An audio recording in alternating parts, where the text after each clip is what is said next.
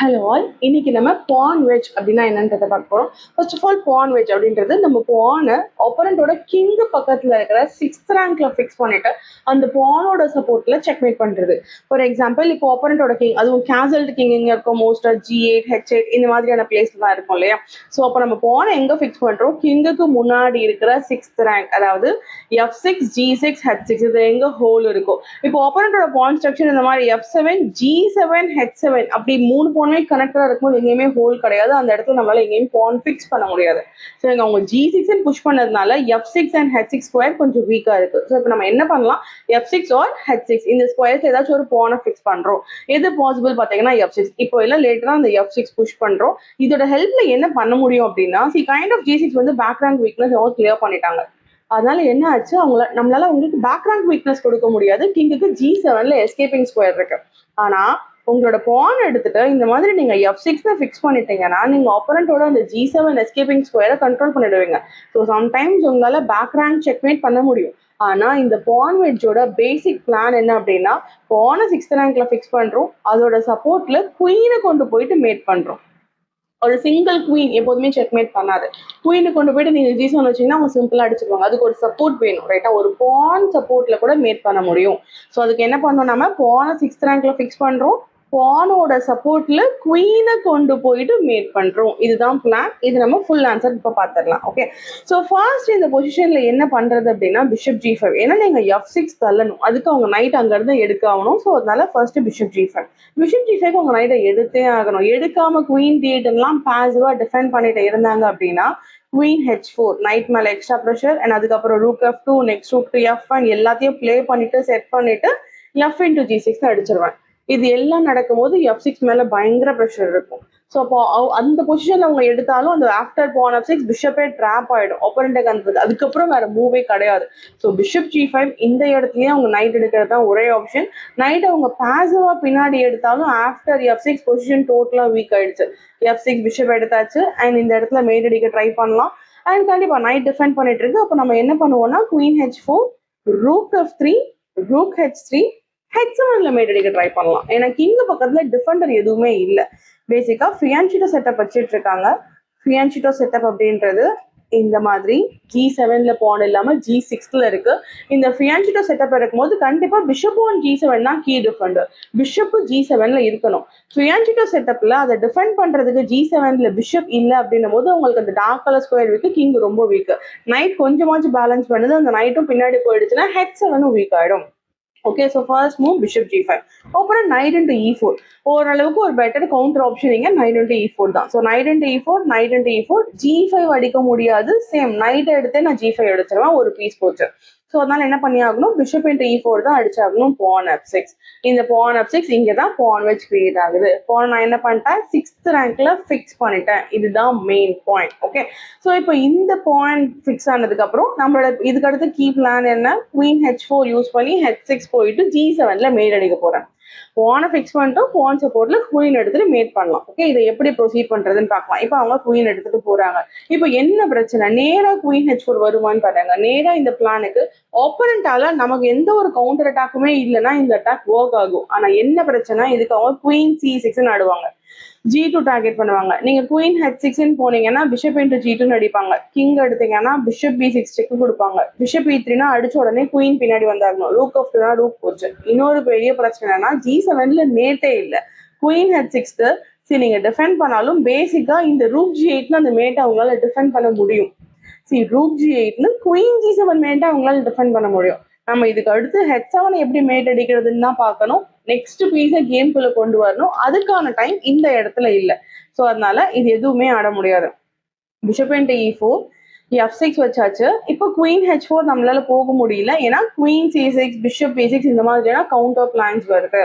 எப்போதுமே நமக்கு அட்டாக்கிங் சைட்ல இருக்கும், நாம தான் அட்டாக்கிங் சைட்ல இருக்கும், அண்ட் ஆப்போனன்ட் டிஃபென்சிவ் சைட்ல இருக்காங்க அப்படின்னும் போது ஆப்போனன்ட்டுக்கு கவுண்டர் ஆப்ஷன்ஸ் கொடுக்க கூடாது. முடிஞ்ச அளவுக்கு நம்ம அட்டாக்கை ரொம்ப ஃபோர்ஸிங்கா புஷ் பண்ண ட்ரை பண்ணணும். ஸோ இப்போ ஆப்போனன்ட்டுக்கு என்னெல்லாம் டிஃபென்ஸ் இருக்கோ இல்ல கவுண்டர் ஆப்ஷன்ஸ் இருக்கோ அந்த டிஃபெண்டரை அங்க இருந்து எலிமினேட் பண்ண ட்ரை பண்ணலாம். ஸோ இப்போ என்ன பண்ணலாம், பிஷப் D3. Bishop d3. இந்த பிஷப் தான் கவுண்டர் அட்டாக் கொடுத்துட்டு இருக்கு. அண்ட் அது மட்டும் இல்லாம இந்த e4 பிஷப் தான் பிளாக்கோட ஒரே ஆக்டிவ் பீஸ்.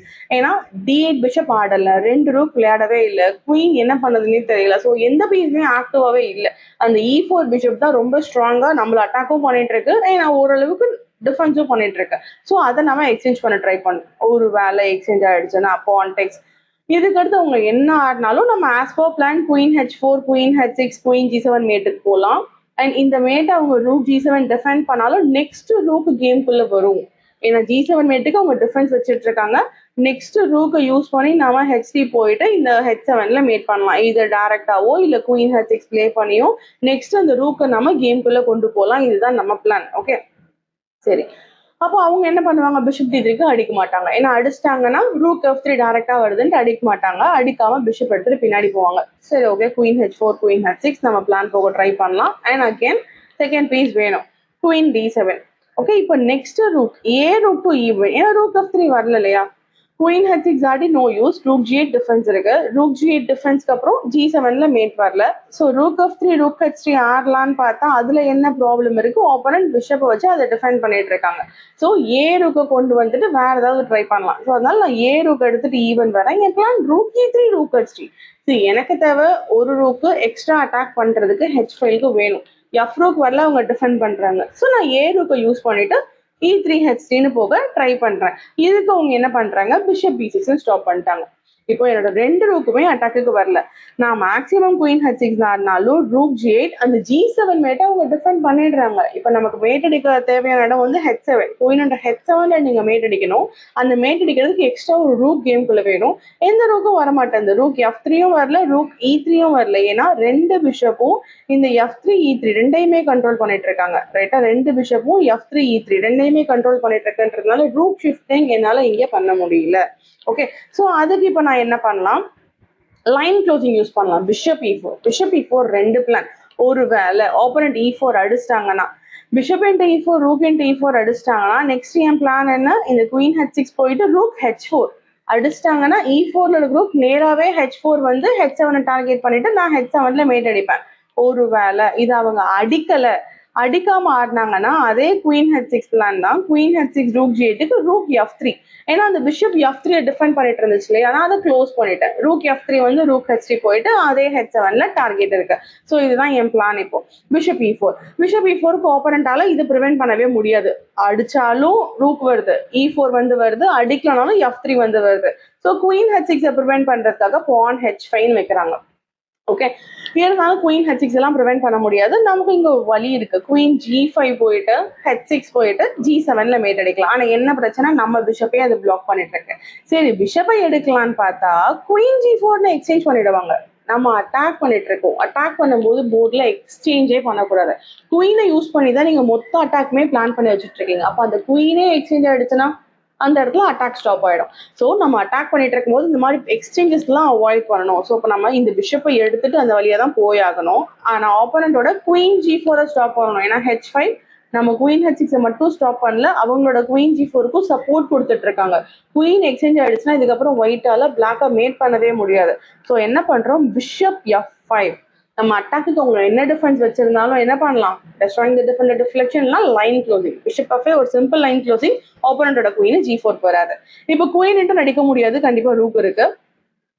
பான் இன்ட்டு நடிச்சாங்கன்னா queen into h5, king moves, queen h6, ஃபோர்ஸா g7ல மேட்.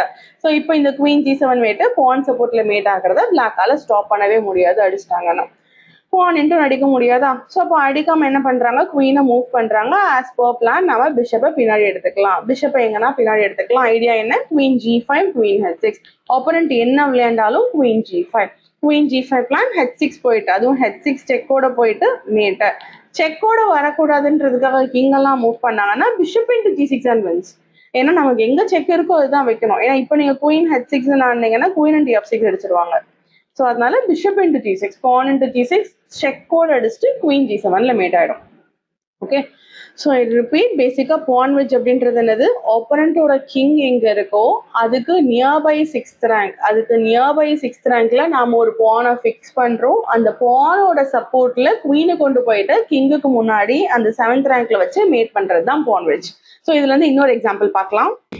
இந்த பொசிஷன் ஒயிட் டு பிளே எங்க பான் வச்சு கிரியேட் பண்றது பாருங்க. ஏதாவது ஒரு பான் 6th ரேங்க் வரலாம். இங்க அந்த ஆப்ஷனே இல்ல. ஏன்னா அவங்களோட எல்லா பானும் எங்க இருக்கு, H7 G7 F7ல இருக்கு. இந்த மாதிரி இருந்தா என்ன பண்ண முடியாது, பானை 6th ரேங்க் வைக்க முடியாது.